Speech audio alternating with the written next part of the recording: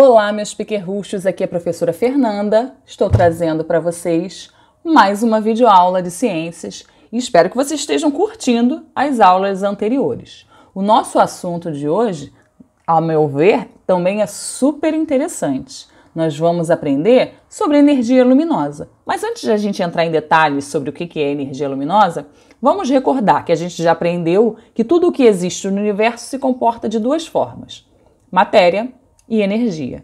A gente já aprendeu um pouquinho da matéria, sobre as propriedades, sobre o que ele é formado, os elementos químicos e etc.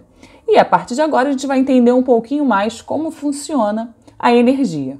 Na verdade, a energia é a capacidade de fazer algo acontecer, de produzir trabalho, movimento, de fazer algo transformar. Diferentemente da matéria, a energia a gente não consegue pegar, a gente não consegue... ela não tem massa, a gente não consegue tocar essa energia. A gente só observa a presença da energia quando ela está fazendo alguma coisa acontecer. Mas aí vocês devem estar se perguntando: professora, eu pego uma lâmpada, eu pego uma lanterna, eu pego um ventilador. Na verdade, o que a gente está pegando é o objeto, não a energia propriamente dita. Quando o objeto está desligado, a gente não percebe nada acontecendo. Mas a partir do momento que a energia está fazendo ele funcionar, está fazendo ele se transformar de alguma forma, a gente observa a presença dela. Existem vários tipos de energia: energia mecânica, energia mecânica, que é a energia do movimento, energia térmica, energia luminosa, energia química. Vários tipos de energia existem. A energia química, por exemplo, é a energia que faz com que as nossas células, o nosso organismo funcione. As células de todos os seres vivos funcionam devido à energia química que o nosso corpo consegue transformar.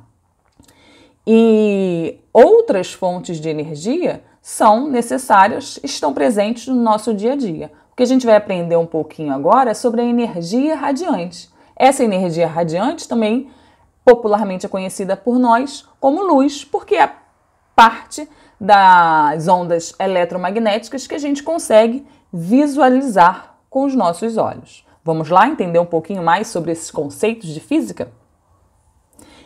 Em física, a luz é uma forma de energia radiante cuja frequência é capaz de sensibilizar as células da nossa retina e provocar a sensação de visão. Daqui a pouco a gente vai entender que existem outras frequências de energia radiante, mas capaz de provocar a sensação da visão é essa específica, que a gente chama de energia luminosa ou simplesmente luz. Deixa eu contar uma coisa para vocês. A gente só consegue enxergar graças à luz. As imagens que a gente observa, ela só existe devido à presença da luz. Se a gente estiver num objeto onde se a gente estiver num ambiente onde todo o local foi vedado e não há a presença de nenhuma fonte de luz nenhuma, a gente não vai conseguir enxergar nada. Por quê? Vamos entender que os nossos olhos, eles possuem, na parte da frente, uma pequena abertura chamada pupila. E é por essa pupila que a luz consegue entrar no nosso olho. Atravessando a nossa pupila, a luz vai conseguir chegar lá na parte de trás do nosso olho, que possui células específicas capazes de transformar essa energia luminosa, essa energia radiante, em impulso nervoso. Transformando essa energia em impulso nervoso, o nervo óptico vai fazer o quê? Encaminhar para o sistema nervoso central. E lá no sistema nervoso central, a imagem será formada. O que a gente observa, na verdade, é a interpretação do nosso sistema nervoso aos estímulos luminosos recebidos do ambiente. Fonte de luz é todo o corpo capaz de emitir luz, ou seja, todo o corpo visível. Só que, de acordo com a emissão ou a reflexão, esses corpos são classificados como fonte primária ou fonte secundária de luz. Os corpos que emitem luz própria recebem o nome de fonte primária, ou seja, aqueles que conseguem gerar, fabricar luz são chamados de fontes primárias. Essa fonte primária é considerada um corpo luminoso. Aqui o termo. Corpo luminoso. Exemplos de fontes primárias: sol, lâmpada, farol, lanterna. Mas nós temos também os corpos que emitem a luz que recebem de outras fontes, ou seja, eles refletem a luz recebida. Esses corpos que não geram luz própria e simplesmente refletem a luz recebida por outras fontes são considerados fontes secundárias. E esses corpos são chamados de corpos iluminados. Reparem a diferença. Luminoso, quando ele fabrica a luz, e iluminado, como o nome já diz, é quando ele é iluminado por uma fonte primária. Vamos ver mais alguns exemplos de corpos luminosos. Eles podem ser artificiais. Agora sim, voltou. Exemplos de corpos luminosos. Corpos luminosos, ou seja, que geram luz, fontes primárias de luz. O sol gera luz e calor. Um farol, que existe um emissor capaz de gerar luz. A lanterna ligada é fonte primária, é um corpo luminoso. E a chama, o fogo, é fonte primária de luz também. Já os corpos iluminados são aqueles que recebem luz, refletem a luz de uma fonte primária. A Lua, por exemplo, é um satélite que não gera luz, ela reflete a luz do Sol. E todos os demais objetos, o carro, os filhotinhos aqui, os livros, na verdade, tudo o que a gente observa que não é fonte primária é fonte secundária. Tudo aquilo que não gera luz é um corpo iluminado. Como eu falei anteriormente, o que a gente enxerga é a luz que reflete nesses objetos. Então, tudo aquilo que a gente vê é considerado corpo iluminado se ele não gerar essa luz. Quando uma fonte de luz emite um feixe de luz, essa luz passa a se propagar numa velocidade de 300.000 km por segundo no vácuo. O vácuo é a ausência de matéria. Ele é o único meio com trajetórias regulares, definidas e transparentes. A luz se propaga no vácuo ao contrário do som, mas a luz também tem capacidade de se propagar em outros meios materiais, como por exemplo o ar, o vidro, o papel. Em meios materiais, a velocidade da luz é diferente. Só para vocês terem uma ideia, a velocidade da luz na água é de 225.000 km por segundo. A velocidade da luz no vidro é de 200.000 km por segundo. No vácuo, onde não tem matéria e no ar, é aproximadamente 300.000 km por segundo. E a luz, ela se propaga sempre em linha reta. Reparem como a luz se comporta nos meios materiais. Se o meio for transparente, a luz atravessa esse meio material de forma regular. Reparem aqui que os feixes dessa luz estão em linha reta também, de forma regular. Vê-se nitidamente o o que está exposto. Através de um meio material transparente, a gente consegue observar com clareza o que tem atrás desse material. Por exemplo, vidro é um meio transparente, papel celofane, acrílico, o ar é um meio material transparente. E a luz consegue atravessar esse meio transparente. Já o meio translúcido, a luz atravessa parcialmente esse material e atravessa de forma irregular. Isso faz com que a gente tenha pouca nitidez através desse material. Exemplos de materiais translúcidos são os vidros foscos, vidro canelado, papel vegetal, gelatina. A gente consegue observar o que está atrás desse meio material, mas a gente não consegue observar com extrema clareza. Na imagem, a gente observa a borboleta, sua forma, mas não observa com todos os detalhes o que está atrás de um meio translúcido. Já no meio opaco, a luz não atravessa. Isso faz com que a gente não consiga enxergar o que tem do outro lado do meio opaco. O que é um meio material opaco? Os metais, a madeira, o tijolo, o granito, a parede, tudo aquilo que a luz não consegue atravessar e a gente não consegue enxergar através daquele obstáculo, a gente diz que é um meio opaco.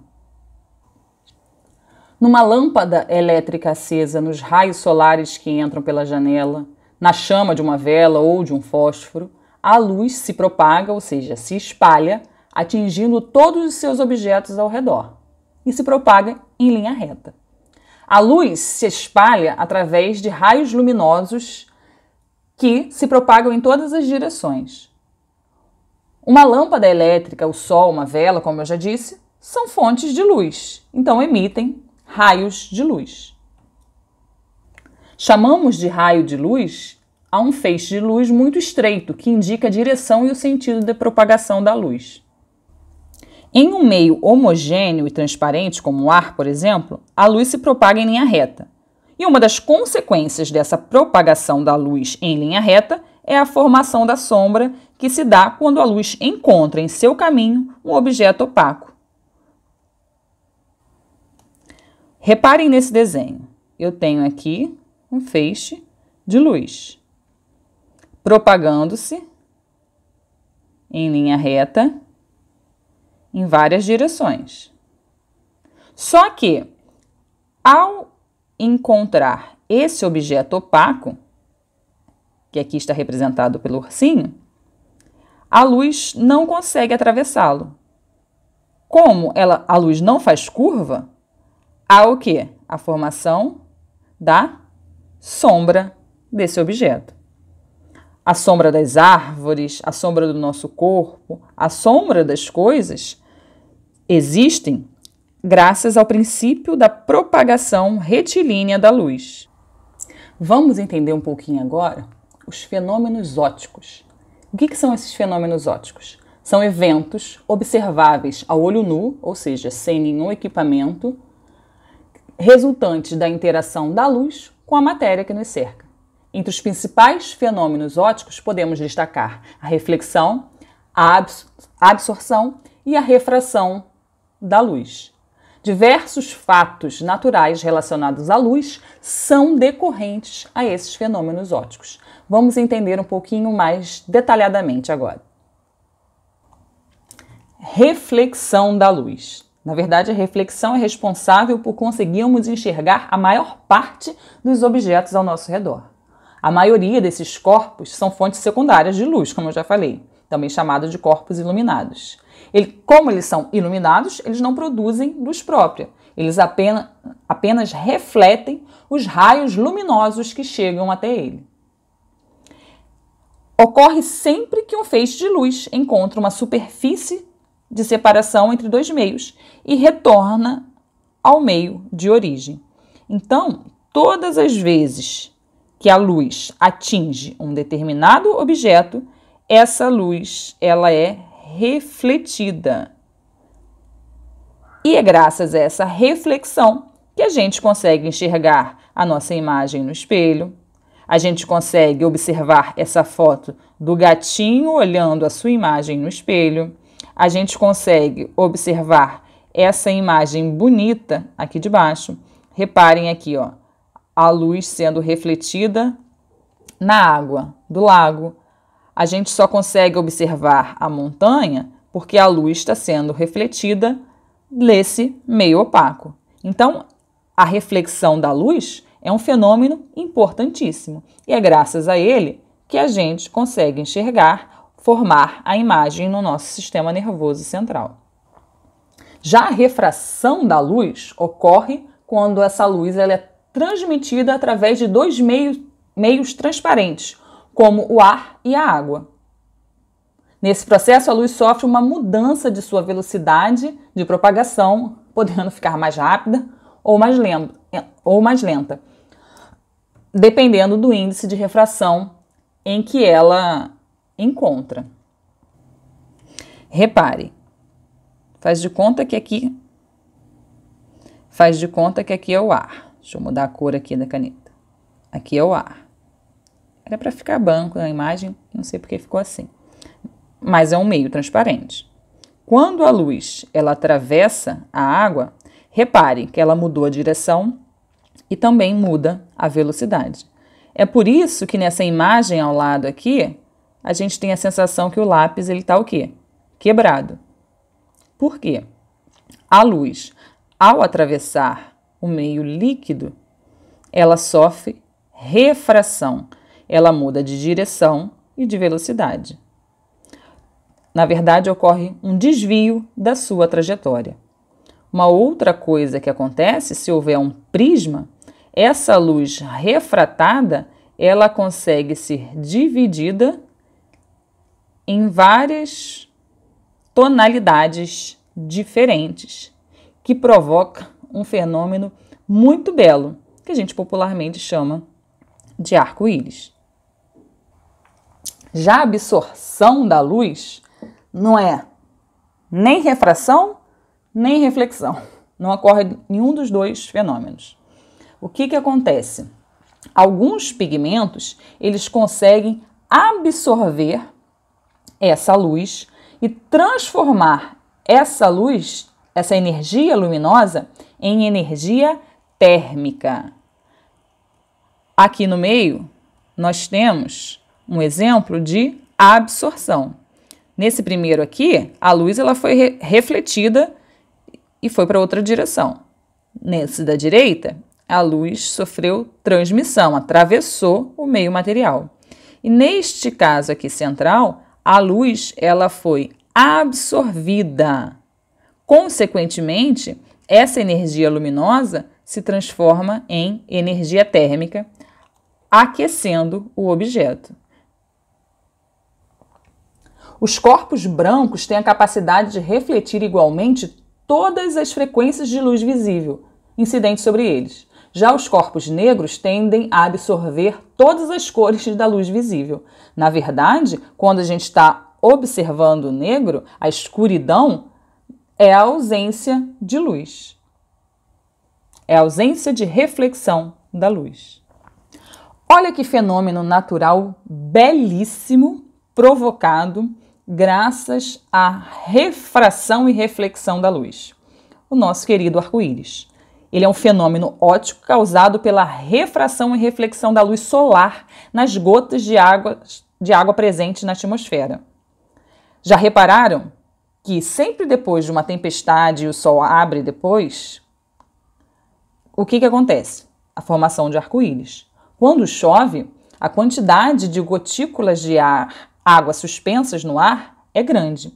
E a luz solar, quando atravessa essas gotículas de água suspensas no ar, elas sofrem refração, que consiste na divisão da luz branca em espectros coloridos que caracterizam um arco-íris.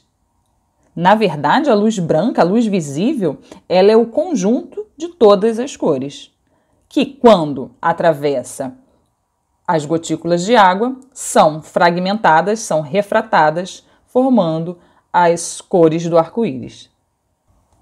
Como eu falei, a luz é um tipo de energia radiante que se propaga no espaço na forma de ondas eletromagnéticas. Existem vários tipos de radiação eletromagnética. Algumas podemos ver e outras não. Aquelas que conseguimos ver com os nossos olhos, a gente chama de luz visível. É por isso que vemos as cores, os objetos, tudo à nossa volta. Observe o desenho, o esquema aqui da radiação, das ondas eletromagnéticas. Nós temos ondas inferiores à nossa capacidade de visão e ondas com frequência superior à nossa capacidade de visão. Exemplos de ondas, energia radiante que a gente não consegue enxergar. Os raios gama, raio X, a radiação ultravioleta, a radiação infravermelho e as ondas de rádio. A luz visível está numa frequência bem central aqui. Ondas com frequência menor, a gente chama de infravermelho, ondas de rádio. Ondas com frequência maior são a radiação ultravioleta, o raio X e o raio gama. E o espectro eletromagnético nos mostra o tipo de ondas eletromagnéticas que são classificadas pela sua frequência de oscilação e pelo seu comprimento de onda. A luz visível é um conjunto de ondas cuja frequência, o comprimento de onda, conseguem sensibilizar o nosso olho humano. Cada frequência está associada a uma determinada quantidade de energia, e é dessa forma que conseguimos distinguir cores diferentes. Todo o espectro luminoso que a gente consegue enxergar está dentro dessa faixa aqui, destacada abaixo. A luz branca do Sol, ou de uma lâmpada qualquer, é composta de várias cores, como vermelho, alaranjado, amarelo, verde, azul, anil e violeta. Ou seja, corresponde todas as cores do espectro visível. Por que a gente consegue enxergar objetos de várias cores? Porque um objeto azul, por exemplo, ele vai receber toda a luz visível, que contém todo o feixe luminoso. Porém, ele vai refletir a luz azul. E essa luz azul vai sensibilizar nosso olho e o nosso cérebro vai interpretar como aquele objeto sendo azul. A mesma coisa acontece com o objeto vermelho. Ele recebe todas as cores do espectro luminoso, porém reflete apenas o vermelho, que, ao ser capturado pelo nosso olho, é interpretado pelo cérebro como aquele objeto sendo vermelho. E isso acontece com todas as outras cores. Já a luz branca, ela vai fazer o quê? Ela vai refletir todas as cores. É por isso que a gente não vê cor nenhuma. E a luz e o objeto preto, ele não vai refletir nenhuma luz. Ele vai absorver. Por isso que a gente não vê a cor desse objeto. Ou seja, tudo o que a gente enxerga é graças aos fenômenos ópticos. E a interpretação do nosso sistema nervoso central, a sensibilização do nosso olho por esse espectro luminoso, que a gente chama de luz visível. Espero que vocês tenham entendido, espero que vocês tenham gostado. Se ficarem na dúvida, retornem o vídeo novamente e assista quantas vezes forem necessárias.